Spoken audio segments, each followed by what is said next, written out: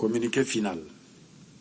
Sur convocation du secrétariat général, le comité central du Front populaire ivoirien s'est réuni en session extraordinaire élargie au comité de contrôle et aux secrétaires généraux de fédération le lundi 7 septembre 2015 à Abidjan Cocody Riviera Golf de 12h45 à 13h45 sous la présidence du camarade Laurent Akoun, président délégué du parti, assisté du camarade Kone Boubacar, premier secrétaire général adjoint, porte-parole du parti par intérim.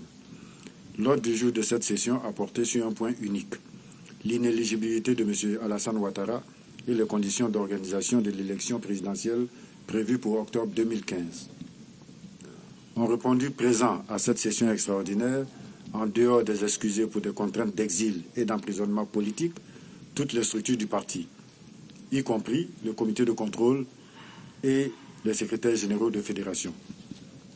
Dans son propos liminaire, le président délégué du parti, le camarade Laurent Akoun, a tenu à rappeler au comité central l'indisponibilité du président du parti, le camarade Laurent Gbagbo, injustement détenu à la prison de la Cour pénale internationale à La Haye, ainsi que celle des camarades Hubert Oulaye, président du comité de contrôle, Simon Yves Gbagbo, Moïse Lida Kwasi, Asso Adou, Sébastien Dano Djedje, tous vice-présidents, Kwa Justin, secrétaire général adjoint, Marie-France Cissé et Daï Nestor, tous deux secrétaires nationaux.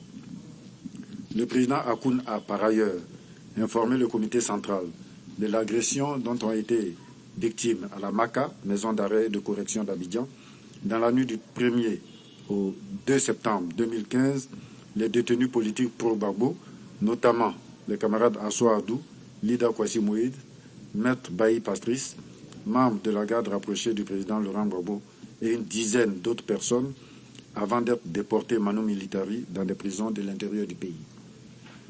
Le comité central, notant cette information d'une extrême gravité, a condamné les violations continues des droits de l'homme en Côte d'Ivoire, dont principalement ceux des partisans du président Laurent Gbagbo. Il a endossé la déclaration faite le 5 septembre 2015 par le secrétariat général à cet effet. Abordant le point unique de l'ordre du jour, le comité central a entendu une communication du secrétariat général présentée par le camarade Kone Boubacar, premier secrétaire général adjoint, porte-parole du parti par intérim. Dans cette communication relative à l'élection présidentielle en Côte d'Ivoire, le premier secrétaire général adjoint indique que, malgré la déclaration du comité central du 1er août 2015, constatant sans aucune ambiguïté l'inéligibilité de M. Alassane Ouattara à la dite élection au regard de la Constitution de la République de Côte d'Ivoire, ce dernier s'obstine à vouloir opérer un passage en force. M. Alassane Ouattara a en effet déposé sa candidature à la commission électorale indépendante qu'il a transmise au Conseil constitutionnel pour appréciation et s'est soumis à l'examen des 3 médecins désignés à cet effet. Il n'attend plus que la décision du Conseil constitutionnel, dont la totalité des membres est acquise à sa cause. Au surplus, les conditions d'organisation d'élections transparentes, démocratiques, équitables et apaisées, telles que relevées dans la déclaration du parti le 10 août 2015, ne sont toujours pas réunies. Aucune volonté politique n'est affichée par le pouvoir pour débattre de ces questions majeures d'intérêt national. Le comité central, après en avoir débattu, adopte entièrement les conclusions de cette importante communication. Le comité central rappelle que la justice est rendue au nom du peuple et pour le peuple.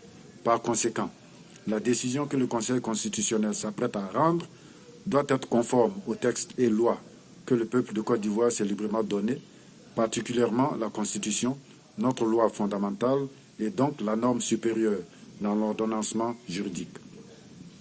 Le comité central réaffirme les termes de sa déclaration du 1er août 2015 dans laquelle il constate que M. Alassane Ouattara n'est pas éligible au regard de la Constitution, notamment en son article 35 et au regard de l'arrêt numéro E001-2000 du 6 octobre 2000 de la Cour suprême, lequel est insusceptible de recours.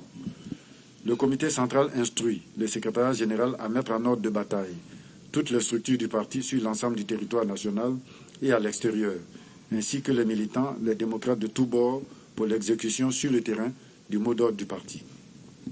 Le comité central apporte solennellement son soutien appuyé à la jeunesse en général et en particulier à la Coalition nationale de la jeunesse pour le changement, CNJC en abrégé, pour son initiative d'organiser des manifestations démocratiques à partir du 10 septembre 2015 pour le respect de la Constitution et les conditions d'élection justes, transparentes et apaisées. Le comité central félicite et soutient les étudiants et les travailleurs en lutte pour l'amélioration de leurs conditions de vie et de travail, apporte son soutien aux déguerpis et aux sans-abri victimes de la politique déshumanisante du régime Ouattara. Le comité central appelle le peuple souverain de Côte d'Ivoire à faire barrage à la forfaiture et à défendre avec détermination la constitution ivoirienne.